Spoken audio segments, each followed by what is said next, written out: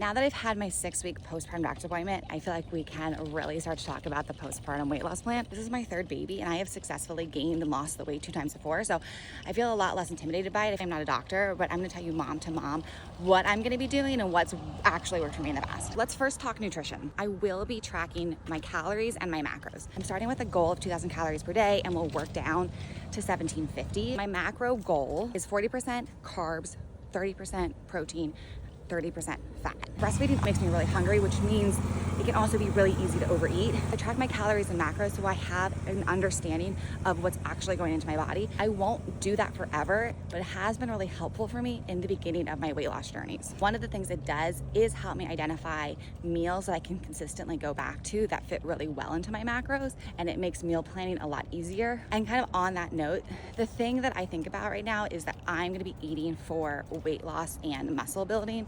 So I'll be eating a lot of things like protein drinks, protein bars, protein powder. In another phase of life, I might be prioritizing eating like whole real foods and want less of the artificial stuff, but incorporating those things into my diet right now works really well for me. And when it comes to fitness, I've already started a postpartum workout plan. It's 30 days. It's fairly easy. It's really just to rebuild my confidence in the gym and and some of my strength. And then the goal is to start working up to 6 days in the gym. 3 or 4 of those will be HIIT and 2 of those will be cardio.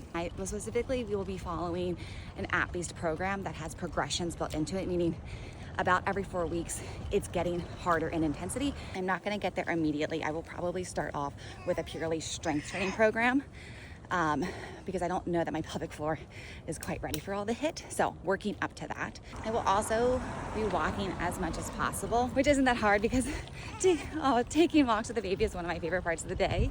He's here.